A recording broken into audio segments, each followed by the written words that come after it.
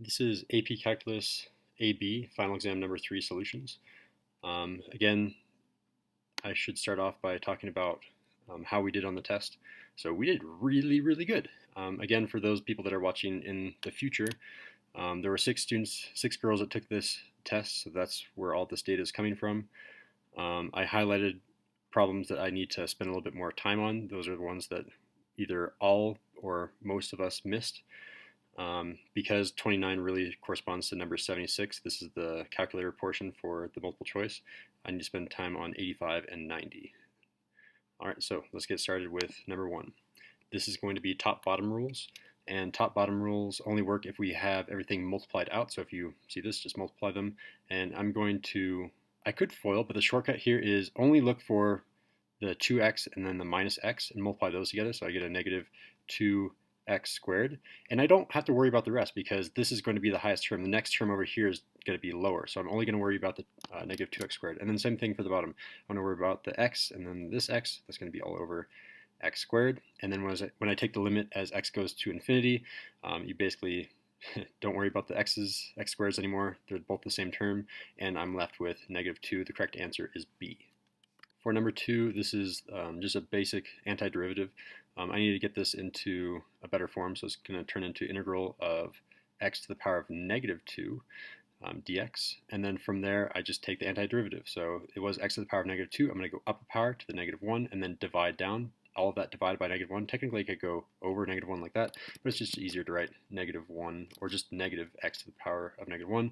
And don't forget your constant of integration, your x plus c, and there it is, D. All right, for number 3, this was a highlighted one. I'll spend a little bit more time on this. So right away I see a function that's set equal to 2 things multiplied by each other, and I'm looking for the derivative of that function. Okay, so I have a function here, they're being multiplied, so this is product rule. So it's going to be 1 d2 plus 2 d1, where 1 of course refers to this and 2 refers to this entire thing with the power to the 3.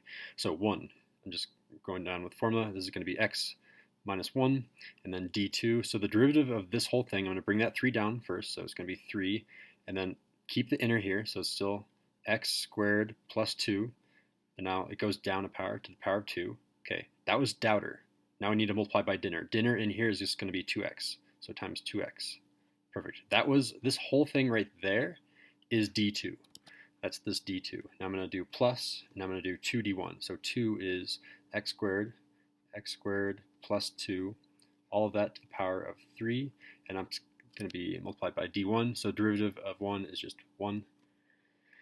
And now I need to somehow boil it down into one of these terms. And can I see right away what it's going to be? No, because they factored a bunch of stuff, so we need to get this into factored form. And right now I can see that there's a common term right there and right there that I can factor out. I can factor out up to 2 of those, so I'm going to do that right away. So if it's going to be factored out, it's going to be x squared plus 2. There it is, squared factored out. And oh, it's already looking like C or D. And then what do I have left? I have everything that I didn't take out. So it's an x minus 1 times a 2x times 3. So it's going to be times a 6x.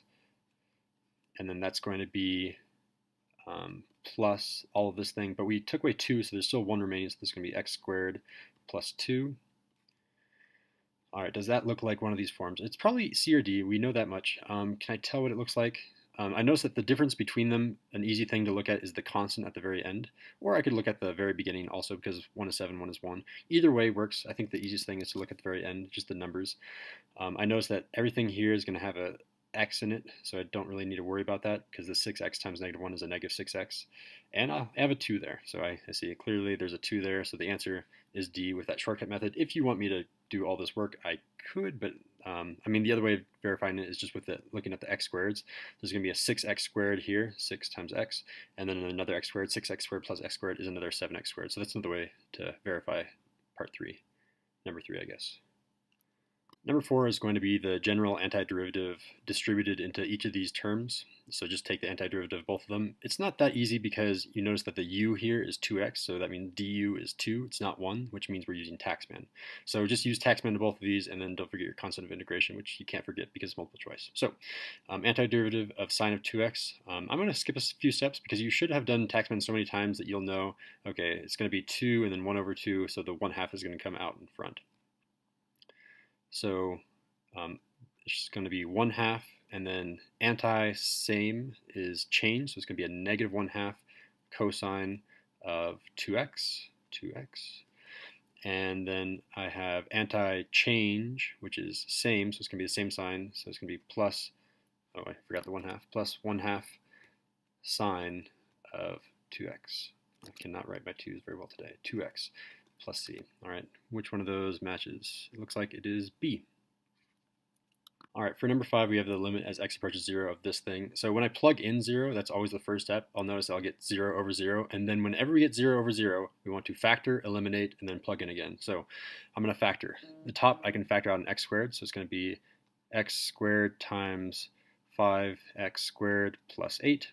And on the bottom, I'm going to have, I can factor out another x squared. X squared times 3x squared minus 16. And from there, I plug in again. I mean, you want to eliminate first, so eliminate your x squareds, and then plug in 0 again. When I plug in 0, this whole thing is going to be 0, this whole thing is 0, and I'm left with this 8 over negative 16, which is negative 1/2, a. For number 6, we have this piecewise function. We're asked a few things about this. So the first thing that we need to do is we need to change this fraction. It's kind of gnarly. Let's get this looking in a better form. I can factor that top. I have a square here and a square here and a minus sign. So this is a difference of squares. Difference of squares factors into x plus 2 and x minus 2. X minus 2. And that's all divided by x minus 2 on the denominator, and therefore those cancel out. This function is just x plus 2. So just think of this as x plus 2 from here on out. All right, f has a limit at x equals 2. That means as I approach from the left and I approach from the right, does it hit the same point? I guess those arrows should really be pointing to the same point. It doesn't actually have to exist at that point. Do they approach the same point? And when it approaches a point, that's everything not at that point. So we're talking about x not equals to 2. Well, if I plug in 2, it gets closer and closer to 4. If I plug in a negative number, it gets closer and closer to 3.999. If I plug in a positive number, I get closer to 4.00001. It gets closer and closer to 4. It does have a limit, yes. Is it continuous at x equals 2? Well, at x equals 2, these two need to be set equal to each other, and they have to have the same y value. Well, when I plug in x equals 2 for this one, there is no x, so it's just 1. Okay, when I plug in x equals 2 into this one, I get 4. 4 and 1 are not the same y value. It is not continuous. And since it's not continuous, it is impossible for it to be differentiable. In order to be differentiable, by definition, it has to be continuous. So it's only 1. A is the correct answer. For number 7, they're giving us a velocity, and they tell us that its position is here at this time and is asking for the new position. So this very much sounds like a start plus change equals n type of problem. So we'll say that we want a time, not an x. I want to draw my t with a curve. So at time equals 0, we know what it is. So what do we want to find? We actually want to find when time is equal to 1. All right, so the start. The start of this thing is at x equals 2, so 2. And then we're going to do plus change. I'm just going to do delta for change because I'm lazy. So the change is going to be the integral of velocity, and that's going to give us position. So integral of from 0, because it starts at time equals 0, and it goes to time equals 1. Time equal 1 here. So 1 of my velocity. Now I'm going to write 3t squared plus 6t. And all of that is technically going to have a dt if I'm being formal, but it's multiple choice, so you don't really need to do that. And that will be equal to my end. All right, so how do I do this? Well, I need to do this thing first. Okay, so when I take the antiderivative, this is going to go t to the power of 3 and then divide down, and it's going to get rid of that 3. 3 divided by 3 is 1. Plus, and this is going to be 6t squared. I'm just going to leave off that squared for a sec. 6t squared, and then that 2 is going to be divided by down, so it's 3t squared. From here, I'm going to evaluate this whole thing from 0 to 1. When I plug in 0, this whole thing is 0. So I'm really only plugging in 1. When I plug in 1, this is going to be equal to 1 plus 3 times 1, which is just 3. So the final answer here is 4. The change, this delta here, is just 4. So 2 plus 4 is equal to 6. And the correct answer is, in fact, B. For number 8, we have some trigonometry and the derivative of that trigonometry. Okay, so cosine of 3x, if I take the derivative, so it's going to change into a sine, and c stands for change, so it's going to be a negative sine of 3x. Don't forget your dinner. We did doubter here. Dinner is times 3, and that is the derivative. This is f prime of x, if I was labeling this correctly. Here's my x. And now we need to do what is f prime of pi over 9. So I basically need to plug in pi over 9 into this thing. So that's going to be equal to the negative sine of, when I do pi over 9 times 3, this is going to be pi over 3. Sine of pi over 3, and then all of that is going to be multiplied by 3. Okay, what is sine of pi over 3? How do I think about that? So if I do a quick little sketch, pi over 3 is going to be 1/3 to pi. This is pi, remember? So pi over 3 is 1/3 to pi, which is right about there. And it does make this right triangle, which has 60, 30, 90. You should know that this makes a special triangle, which is 1/2 and square root of 3 over 2. And sine is looking for the y-coordinate, square root of 3 over 2. Okay, so this part right here, this sine of pi over 3, we know exactly what that is. It's square root of 3 over 2. So it's negative square root of 3 over 2 times 3. And that 3 isn't going to cancel out. So I'm just going to leave that 3 out in front. So it's 3 root 3 over 2, and it needs to be negative. So correct answer here is E. All right, for number 9, we're trying to find the area underneath this curve at different points. So we always start at -2, which is at this x-coordinate. So you can see if we go from -2 to -2 at this value, that means that we're going to have an area of 0. So that has an area of 0, and we're looking for the greatest value. So that's probably one of the least values.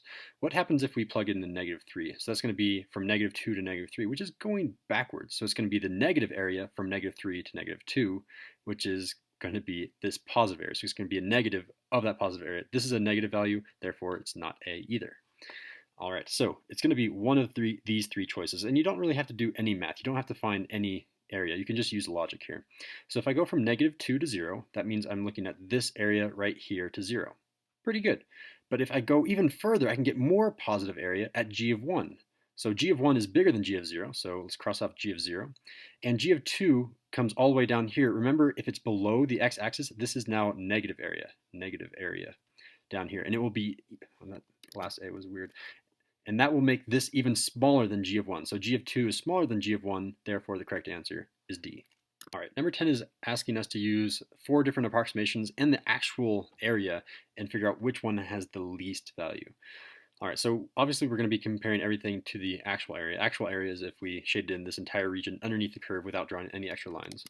Okay, so that's 1, and we're looking for the least value. Just keep that in mind. So left Riemann sum. That means I'm using the point on the left and I'm drawing a bar out. It comes out like that. Point on the left comes out like this. Point on the left comes out like this. Obviously, that's an over approximation. We're looking for least. So this B, the left Riemann sum, is bigger than A. So it can't be B. It might be A. We're looking for the smallest here. So let me get rid of all those values. So it's not B. It could be A. The right Riemann sum. Okay, right Riemann sum means I'm using the rightmost point. So I come down here and I draw to the left. Come down here and it goes to the left. It comes down here and goes to the left. Wow, we lost so much area there. So this one, C, is definitely less than A. So if I come back here, C is less than A, so let's cross off A. Now C is the smallest one so far. Midpoint sum, or midpoint Riemann sum, that means I'm using the midpoint in between each of these with 4 subintervals. So I can't visualize very well, but I know that generally midpoint looks like this, and you go through it all the way like this. I guess I did 2 intervals, but generally speaking, you have plus, positive, and negative area, so it won't be as under approximation as the right Riemann sum. So let's cross off C, or not C, let's cross off D. Midpoint is not as under approximating as a right. And trapezoidal, I always like to make this one as, what's the word I'm looking for? As big as possible, or least subinterval. So if we just did a giant trapezoid like this, from here to there, and made a straight line through those points, you would see that it is an under approximation. And you might be trying to decide between C and E, and that's where it actually helps to draw different subintervals. So if I go from here to here, it's a very small sliver. Here to here, it's another very small sliver. From here to here, it's another very small, it's almost a straight line at that point. And you can see that the right Riemann sum interval is, in fact, the least value. All right, number 11. We're given the graph of f, and we're trying to find which of these could be f prime. So right off the bat, we know that this is going to be a cubic function. I know it's a cubic because there are 2 points that it turns around, and then you go up 1, so it's to the power of 3. Same thing for quadratic. There's 1 curve, so you go up 1. So up 1 from 1 is 2, and it's to the power of 2, which is a quadratic. So we know it's a cubic. If we drew these lines up and down forever and ever, we could see that in general it goes, I can make it even more crazy, it does have this general positive feeling, and it is because it's a positive cubic. So it's a positive cubic. The derivative of a positive cubic should turn into a positive quadratic. So right off the bat, can't be C because that's still a cubic, and both of these are negative quadratics. So now we have to decide between A and B. And this is where it helps to know what's happening in the graph. So in here, in the graph of f, at this value right here, we have a derivative that is 0, which means if we come to the derivative graph, we should have a height of 0. A height of 0, no height of 0 there. So can't be A, correct answer is B. For number 12, we have the derivative of this function, and e to the power of 2 over x, that's the same thing as e to the power of 2x to the negative 1, just rewriting it in a different form. So derivative of e house is itself, so it's e to the 2 over x, just leaving it in this form because I noticed that all the answers are in that form. And then now I need to do dinner. That was doubter multiplied by dinner. Dinner is the derivative of 2x to the negative 1. So derivative of dinner, I'm going to bring this power down, and it's going to be a negative 2x to the power of negative 2. And notice that none of these have an x to the power of negative 2, so I'm going to bring this x to the negative 2 into the denominator, and that's going to be e to the power of 2 divided by x, all divided by x squared. And don't forget this negative 2, I'll leave that out front. And that looks like D. Number 13. All right, so they're putting a natural log of x into each of these x's here. That's what this function notation means. So if I rewrote this f of ln of x, this thing is now equal to, and wherever there's an x, just write natural log of x. So it's natural log of x, and then all of that is squared plus, it's going to be 2 times natural log of x. Now it says take the derivative of that thing. So taking the derivative of this, so if I do, I'm just going to say derivative, I'm not going to write it over here, I'm being lazy. The 2 is going to come down in front, 2 natural log of x. That was doubter. And this goes down to the power of 1, so that's really to the power of 1 there. And now I need to multiply that by dinner.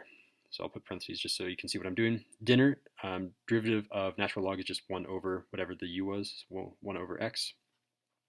And now I need to do plus, and then derivative of this thing. So derivative of 2 natural log of x, that's just going to be 2 times whatever the derivative of natural log of x, which again is divided by x. So from here we need to simplify it into one of these forms. So everything is over x, so I can just add these over the top. So this is going to be 2 natural log of x times 1 plus 2, so plus 2, and all that is divided by x. And where does that show up? Yep, part A, or it's answer A. All right, number 14 was missed quite a bit. So we have a table that gives us the second derivative and has a bunch of things that we need to figure out which one of them has to be true. It must be true. A lot of these could be true. Okay, so first of all, if it's giving us the second derivative, we're talking about the second derivative test. The second derivative test talks about concavity and inflection points. If there's nothing about concavity or inflection points, we don't know that. So we can't do maximum, we can't do increasing or decreasing. None of these things are possibilities because we're only talking about the second derivative. That brings us to inflection or concavity. So what is the definition of inflection point? Inflection point is where the concavity, the f double prime, does a sign change. And you might say, okay, Mr. Sindel, it looks like at 1 it's 0, so it changed from a positive to a negative. And I would say, yes, maybe.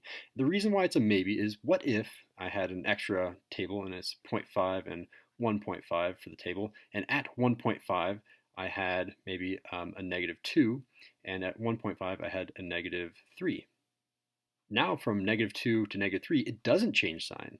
It might have changed concavity so fast that by the time it hit 0.5, it's a negative to a negative. So this might be true. We don't have complete data, so we can't say for sure. That's one's a maybe for D.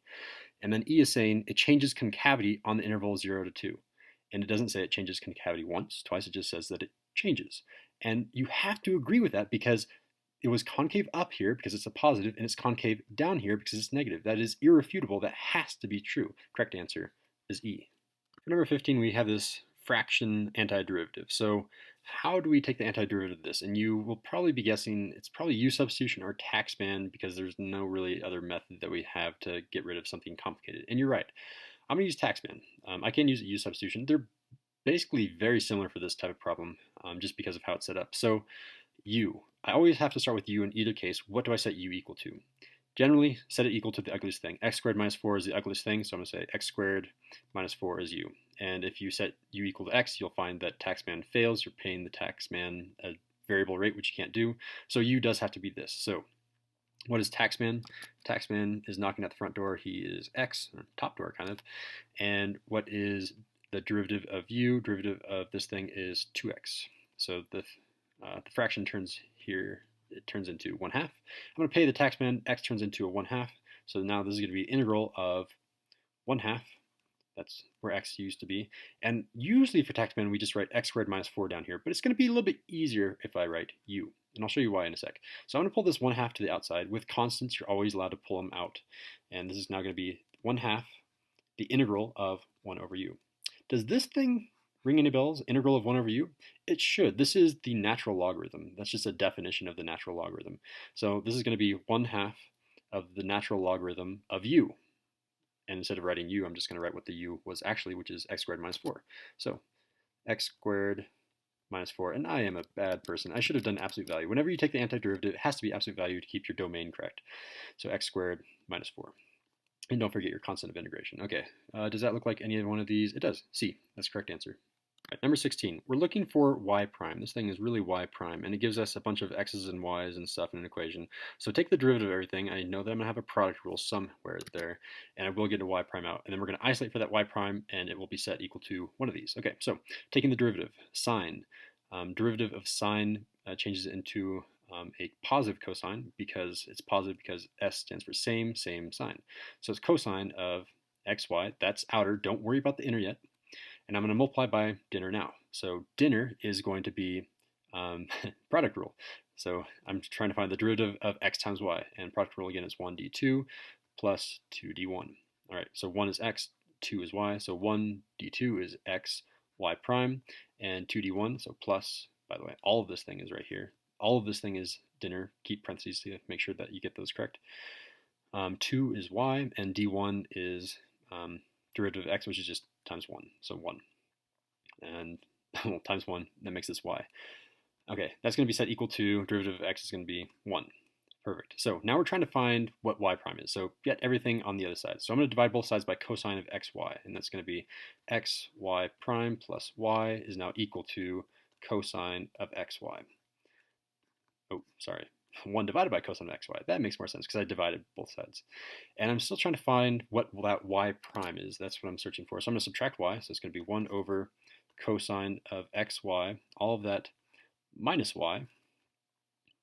And now I'm left with xy prime is equal to all of this. And I noticed that there aren't two separate fractions in here. They combined fractions. So that means that this y needs to be combined using like denominators. So that y is going to be multiplied by cosine of xy, all divided by, I guess there's two parentheses there, all divided by cosine of xy. Because I'm multiplying by 1, which makes this 1 minus y cosine of xy, and all of that is divided by cosine of xy. Okay, all I did was change this fraction to make it all over one fraction, and this is still set equal to x y prime. And to finally solve for y prime, I need to divide both sides by x, so it's going to have an extra x down there. Get rid of that x right there. Oh, not too much scribbling. And y prime is equal to this thing. So where does that look like? There it is, D. All right, number 17. We have a graph of f, and g of x is defined with respect to this graph. So if we are looking for the point of inflection, let's start with that definition, inflection point. That is where we have an f double prime sign change. And hold on, let me back up, because it is f double prime, but we're actually looking for a g. Where does g have a point of inflection? So for this one, I'm going to say my inflection point is where g double prime has a sign change. Sign change. Okay, so from here, we need to find g double prime. Well, g of x is equal to this, so what is g prime of x? G prime of x means I'm going to take the derivative, and when we take the derivative of this type of function, you know that it's just going to be f of x. This is going to be f of x because our variable comes down into here, and it's f of x. It's by our definition lesson. And then from here, g double prime of x, taking the derivative again, just gives us the derivative, f prime of x. All right, so where does f prime of x, where does the slope, again, this f prime of x now is the slope of this graph, slope. Where does that change from a positive to a negative or a negative to a positive? So it tells us at x equals 2 and x equals 5, it has a horizontal tangent. That means right here, it switches from a positive to a negative, and right here, it switches from a negative to a positive. It basically gave us the answer, but we had to do a little bit of math to verify. It is exactly at 2 and 5. Correct answer is C. All right, number 18 was missed quite a bit. So we have a tangent line to this function.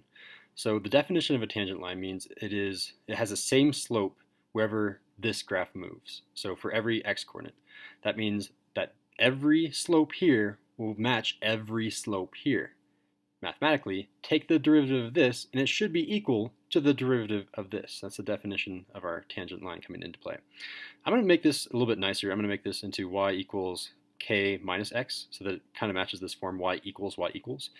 When I take the derivative of this side, the k goes away, and I just am left with negative 1. When I take the derivative of this function, I get 2x plus 3, and that was a weird 3, and that 1 cancels out. So let's solve for x. Subtract 3 from both sides. I get negative 4 is equal to 2x, and x, therefore, is equal to negative 2. Perfect. So what I want to do is I want to plug in values of x and y so I can get k. If I plug in x is negative 2, well, I still have to find y in order to find what k is. Hey, look, we have a function that finds y if we plug in a certain value of x. So let's plug in negative 2 into these values. Y is equal to negative 2 squared, which is 4. Negative 2 times 3 is a negative 6 plus 1. And that is going to be negative 2 plus 1, that's a negative 1. Y equals negative 1. So if I plug in a negative 1 here, negative 2 plus negative 1 is a negative 3. K is equal to negative 3. Correct answer is A. Number 19 is pretty straightforward. It's the definition of what a horizontal asymptote is. Horizontal asymptote, you will always approach 7 as it goes towards negative infinity or positive infinity. So where do we have a limit of infinity or negative infinity? Okay, this says limit as negative infinity equals negative 7. That's not 7, so it's not B either. There it is, E. All right, number 20, we have f double prime, and we're looking for the x coordinates of the inflection points. Inflection points, again, definition is where we have f double prime sign change. Sign change, a little bit messy, but whatever. All right, in order to have a sign change, we need to have an exponent to an odd power. This is to the power of 1, that's to the power of 1, this is to the power of 2. If this is to the power of 2, you can't have a sign change. It's always going to be positive, so it can't be at that critical value, or whatever you're going to call that. These will both have an inflection point because it's to an odd power, so at 3 and at 6, correct answer is D. Number 21 was missed quite a bit. There's a strong relation to this problem and physics. So if you understand that when acceleration is positive, velocity is increasing, that'll help you out quite a bit. But the general question is, where is the velocity increasing? Okay, so we can tell where velocity is positive and negative, but that isn't telling us where it's increasing. To talk about velocity increasing, we need to look at acceleration. Acceleration needs to be greater than 0 for the velocity to be increasing.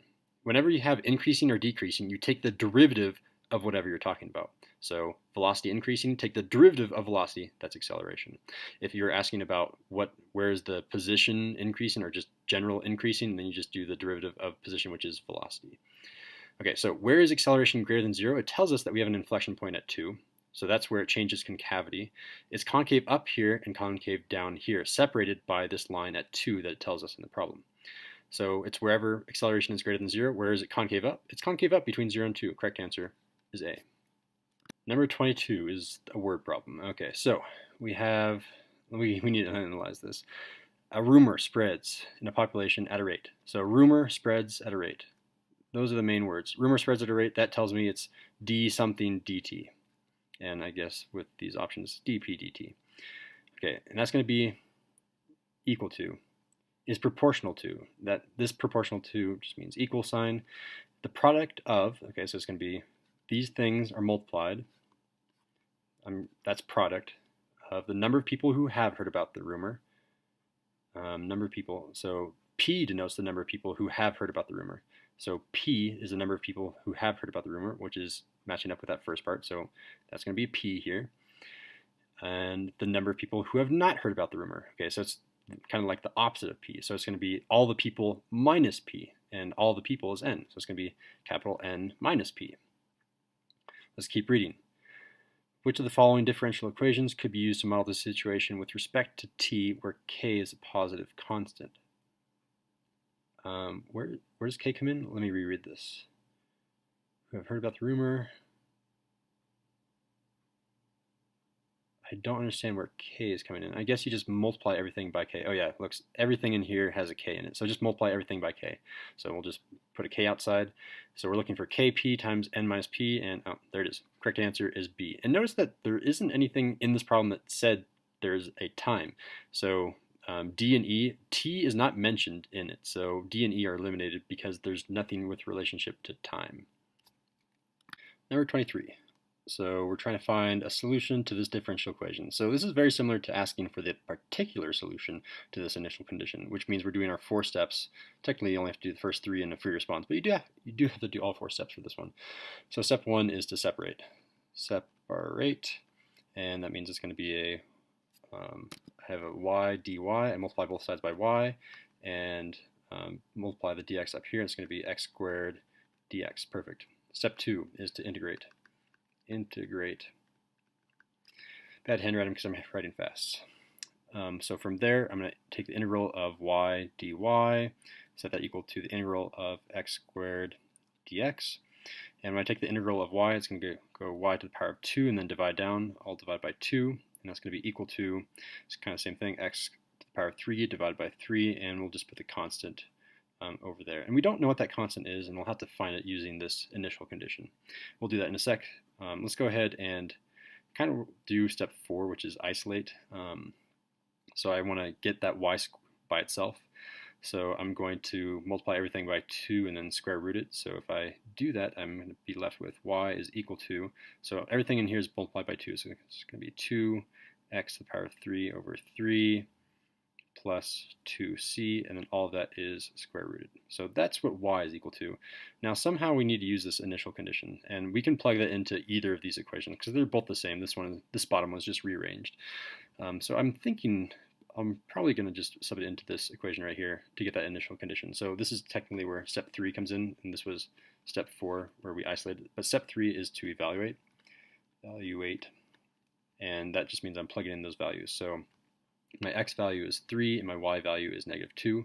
So -2 quantity squared divided by 2 should be set equal to, and then x is 3, so it's going to be 3 cubed over 3, which is the same thing as 3 squared, if you know your rules of exponents, plus c. And we can solve for what c is because everything here is just numbers. So -2 squared is 4, divided by 2 is 2. 2 is going to be equal to, again, this is going to be a 9 because it's 3 squared. So I'm actually subtracting that 9 right away, and I'm going to get -7 is equal to c. And finally, I just plug in -7. That's going to be a -14 there. And which of those looks correct? Oh, whenever we do a square root, it's plus or minus. So how do we decide between D or E? And to do that, you just need to see which one works. So let's plug in, just plug in 3 and see what happens. When I plug in 3, I'm going to get, just making sure that this is going to work. Yeah, so if I plug in 3, this is going to be 3 cubed over 3, and that's going to be 9. 9 times 2 is 18, minus 14. It gives us 4. Oops, sorry. It gives us 4, and square root of 4 is 2. This thing will give us 2, but we needed -2, so we need an additional negative sign. So the correct answer is in fact E. And I guess the shortcut way of doing this is plug in these values and see which ones match both sides. For example, if I plugged in 3 for this one, I'd probably get a 2 out of here. I'm guessing that this will somehow go to 0. But you do need to integrate, so there is a little bit of math. But yeah, correct answer, E. All right, number 24. We are using a line tangent to evaluate, so let's go ahead and set it up. It's going to be y minus something. It's the y coordinate is equal to the slope times x minus the x coordinate. All right, so x equals 2, so 2 is there, and we know that f of 2 is 1, so that's our 1 there. We know f prime of 2 equals 4. We filled in everything there. We also have a double derivative, or second derivative, if we need it, and we should eventually need it, I would guess. So from here, what is the value of 1.9? Okay, so plug in 1.9. 1.9 minus 2, all of that is going to be times 4, and then we have to add 1 because I added that 1 to the other side. This is going to be equal to y. 1.9 minus 2 is going to be negative 0.1, so negative 0.4 plus 1, that's a 0.6, so y is equal to 0.6. That's B. And I'm a little bit confused because usually in an AP problem, if they give you information, you need to use it. But we didn't use f double prime of 2 is equal to 3. Maybe this wasn't exactly an AP question. Maybe it was taken from a textbook or something. But B is the correct answer. All right, number 25, we have a piecewise function, and it's talking about differentiability. And we have two variables. Whenever you have two variables, or it talks about differentiability, you're probably going to have to take the derivative. I'm going to go ahead and do that right away. That's a weird f prime of x. So I'm taking the derivative of the top and the derivative of the bottom. The derivative of the, just going too fast, Mr. Sindel. Top is going to be c. The bottom is going to be 2x minus c. And I guess I could rewrite 4x is less than or equal to 2, 4x is greater than 2, but I'm just going to know that in my head. So I'm going to plug in 2 into this, plug in 2 into this for x's, and I'm going to see what happens. When I plug in 2, and you set them equal to each other, by the way, I guess I forgot to mention that. It's going to be c times 2, so 2c plus d, set that equal to, when I plug in 2 for the bottom one, it's going to be 4 minus 2c, 4 minus 2c. Cool equation, bro, but I need to solve, and I can't, as far as I know. Yeah, I can't solve this one. Let's plug in 2 for both of these, so I'm going to get, oh, sorry, you don't plug in 2 for c, you plug in 2 for x, and you're just left with c. Plug in 2 for x, you're left with 4 minus c. 4 minus c. Oh, look, I can solve for c in this one. If I just add c over, I'm left with 2c is equal to 4. C is therefore equal to 2. Okay, so that's part of it. And I need to solve for d over here. So if I plug in 2 for all the c's, so that c is 2, that c is 2. It's going to be 4 plus d is equal to 4 minus 4, which is 0. So subtract the 4 over to get a negative 4, and d is equal to negative 4. D is equal to negative 4. And what is the value of c plus d? Well, d is negative 4 and c is 2, so it's negative 2. Correct answer is B. Number 26 was missed a lot, and that's because we haven't learned how to do the derivative of any arc functions. So here they are. Derivative of arcsine, arccosine, and arctangent. And it's a pretty easy thing to memorize in terms of all of the things I know about calculus. It's one of the easier things. I know it's hard for us to at the beginning, and there are proofs of these, although I don't think that's going to help us memorize these. For the AP test, you just have to go snappy, go nice and quick. So memorize these, and it'll give you maybe 1 extra point, 2 if you're lucky and you've memorized this. But in general, I would say do your best to kind of visualize what these are and probably just skip this type of problem. All right, but it is arctangent. There it is. So it's going to be 1 over 1 plus x squared, and our inner was 4x. So it's actually 4x, all of that quantity squared. And then don't forget about dinner. So this whole thing right there, that's doubter. That was the derivative of that whole thing. And then dinner is derivative of 4x, which is just times 4. So here we go. When I do this, I'm going to plug in 1/4. 1/4 of 4 is 1. 1 squared is 1. 1 plus 1 is 2. That's 1/2 times 4. 1/2 of 4 is 2. Correct answer is A.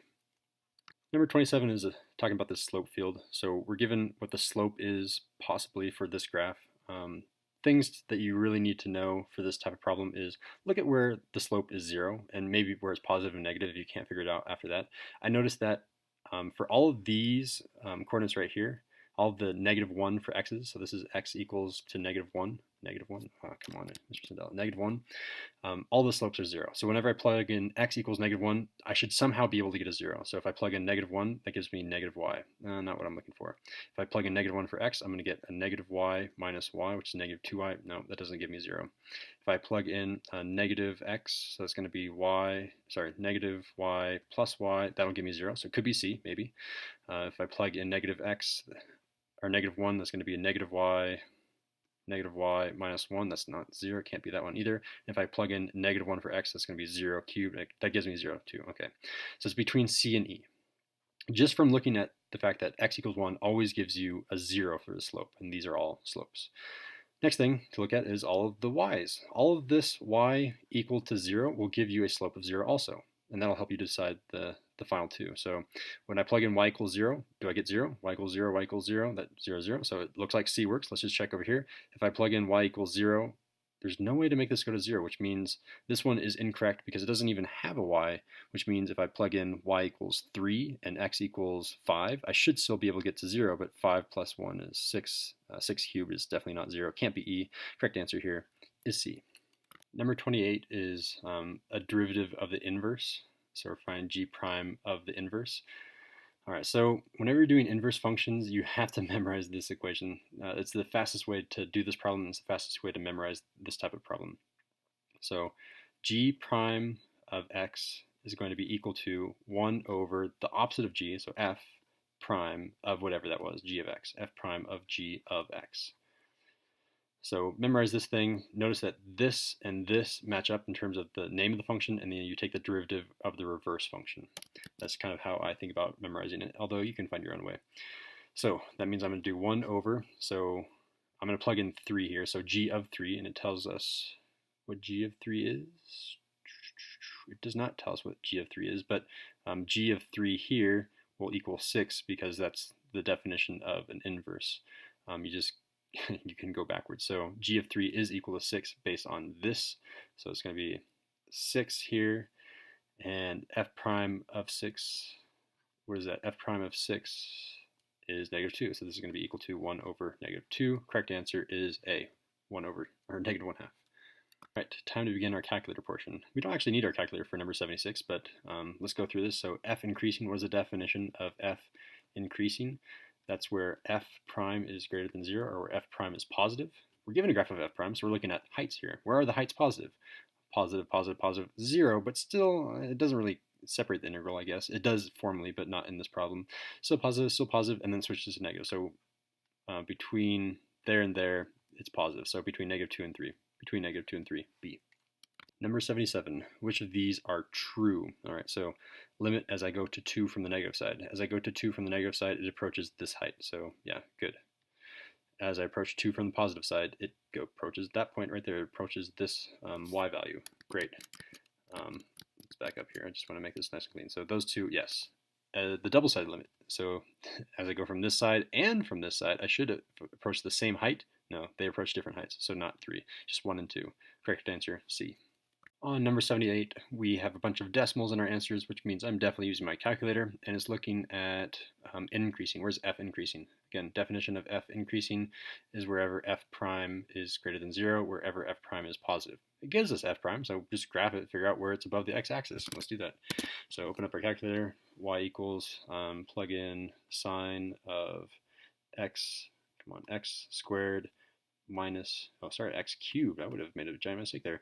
X to the power of 3 minus x.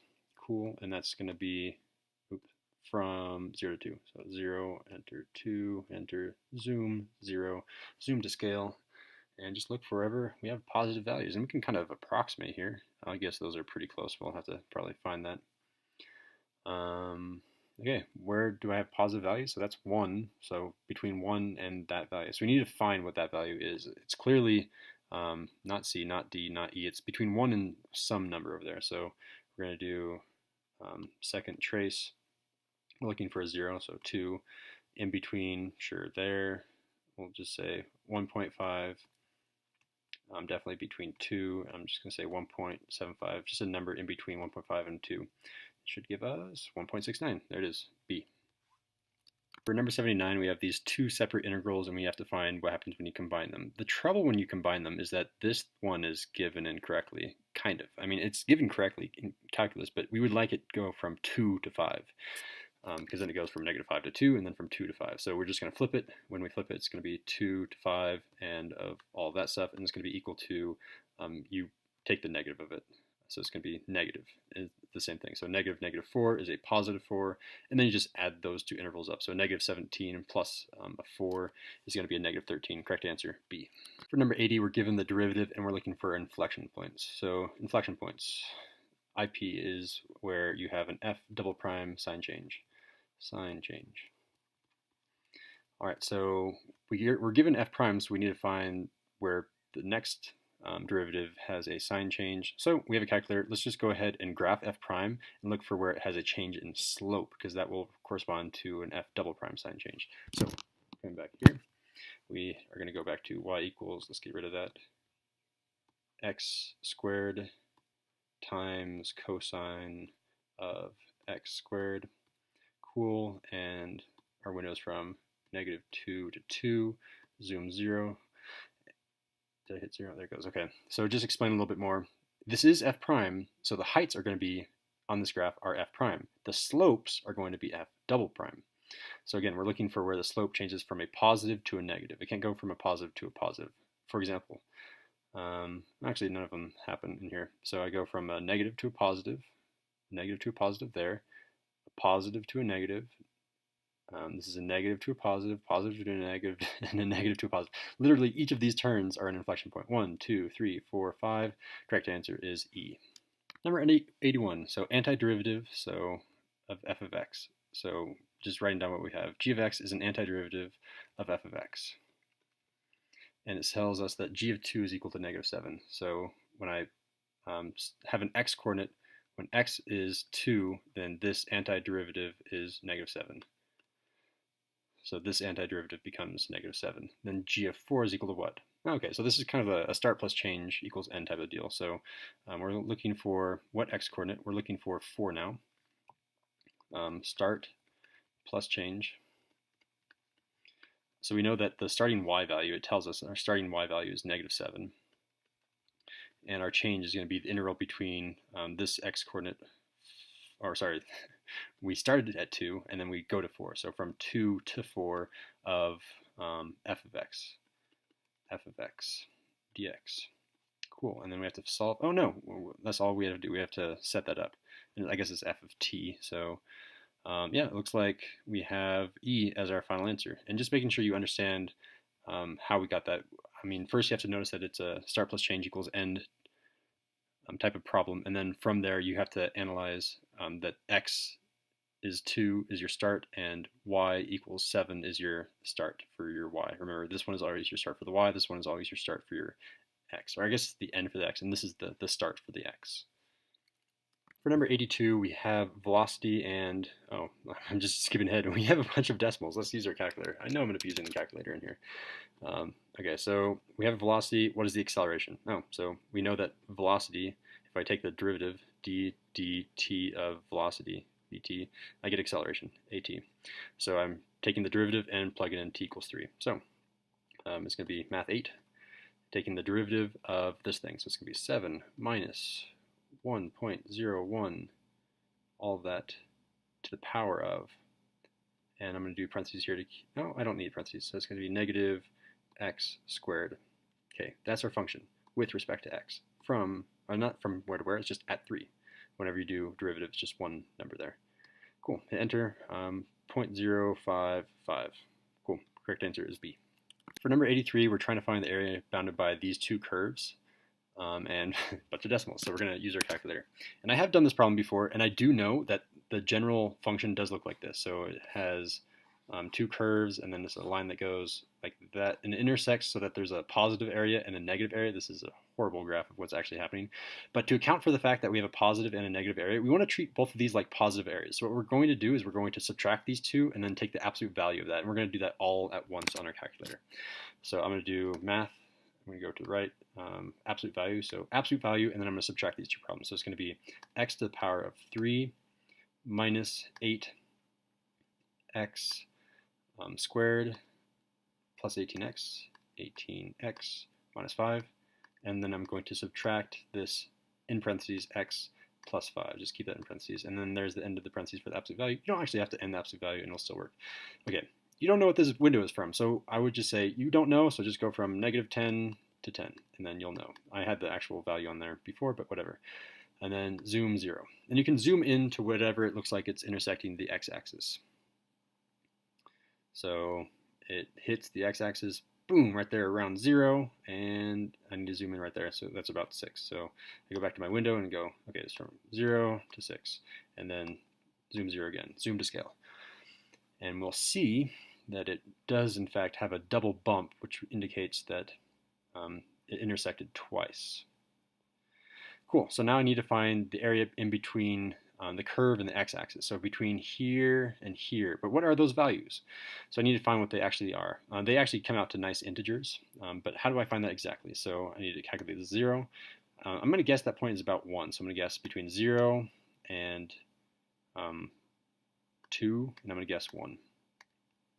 It is in fact 1, okay, and then second trace 2, and that point should be about 5.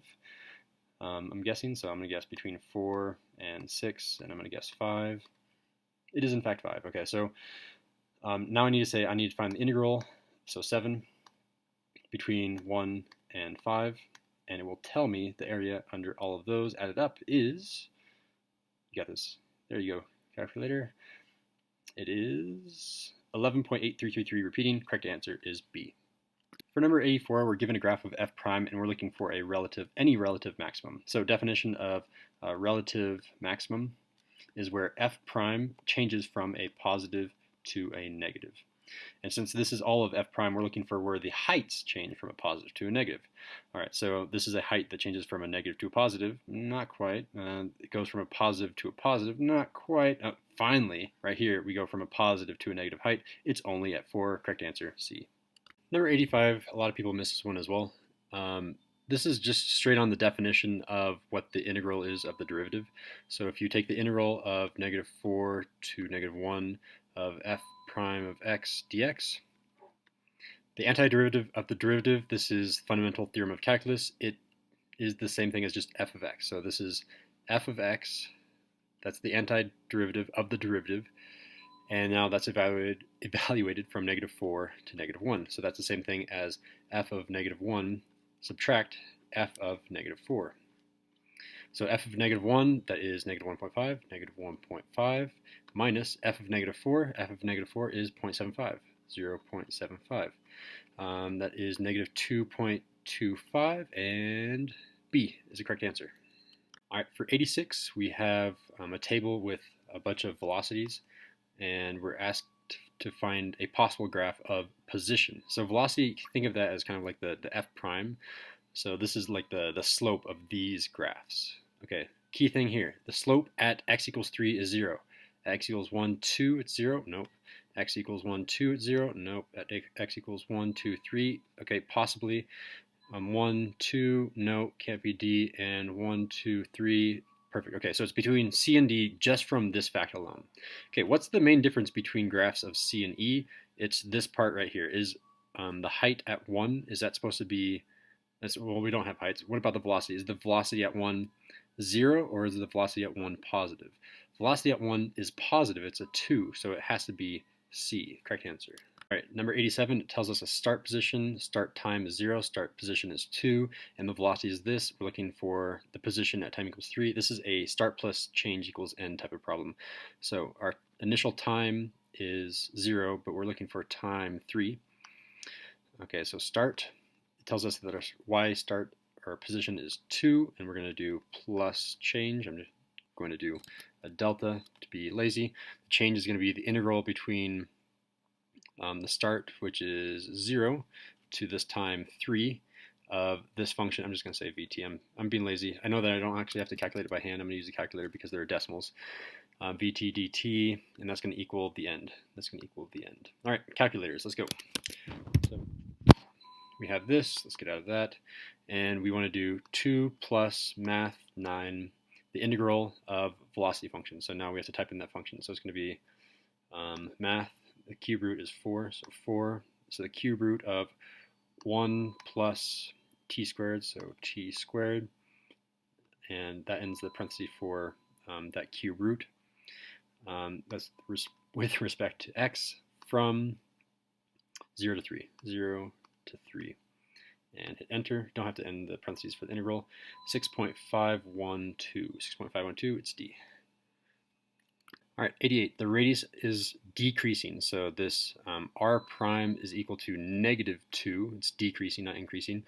At the instant when the radius is 3, so r is equal to 3 centimeters, what is the rate of change of of the surface area. So surface area, we'll just say S prime, that's what we're looking for.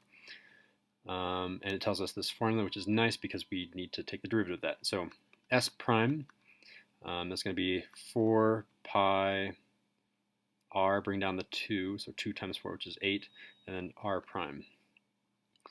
Perfect, and we know everything in there now. So we know r and we know r prime because those were the two things given to us. So it's going to be 8 pi times r, which is 3, times r prime, which is -2, and 3 times -2 is -6. -6 times 8 is -48. -48 pi, and the correct answer is C. At number 89, we have a continuous function. So continuous is kind of important for this one, and it tells us that at this x-coordinate and this x-coordinate, both of those have y-coordinate of 0. And it also tells us that if there's no c in that interval for which the derivative is equal to 0, which of the statements must be true. That is kind of weird because there should be a c between there and there for which this is equal to 0, because that's the definition of the mean value theorem. So the mean value theorem only breaks when you are lacking a condition which it didn't give us, so it must be lacking differentiability, which means something happens where you're continuous but you have a sharp corner or something. That isn't differentiable, but it is continuous. So which of the following statements must be true? For some, we're talking about k. What is k again? For any k in that interval, the derivative is positive. None of those make sense with respect to this. The derivative exists. Well, the derivative doesn't exist. That's what we just found, so it's not C. The derivative exists, but it's not continuous. Well, it is continuous. It just told us that in the problem. And for some k, f prime, yeah, that's what we're looking for. Somewhere it's not differentiable. That's what it's saying right here. Correct answer is E. All right, number 90. A lot of people miss this one. So we know two things. We know that f prime of 3 is equal to 2, and the second derivative is negative. So the main thing to take away for now, we'll eventually use the fact that this is 2, but for now this is a positive first derivative and a negative second derivative. So it is increasing at a decreasing rate. So let's look at the first and second differences. Actually, we can just compare the first differences and we don't have to do much math. Okay. To get from 2.5 to 5, you add 2.5 and then you add 1.5. To get from 2.5 to 5, you add 2.5, and then you add 2. That is incorrect. Oops. You add 1.5, and then you add 2. You add 2, and then you add 1.5, add 2, add 2, add 1.5, add 2.5. Okay. Let's look at the second derivative. So these numbers should be all positive, which they all are, using positive, good. And the second derivative should be negative, which means these numbers should be going down. This goes down, good. This goes up, not that one. These go down, good. These stay the same, it needs to go down.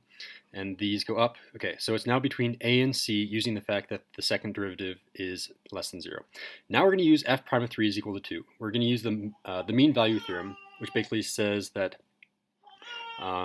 if you take f of b minus f of a all over b minus a, it should be equal to a value of c. F prime of c should be equal to all of this.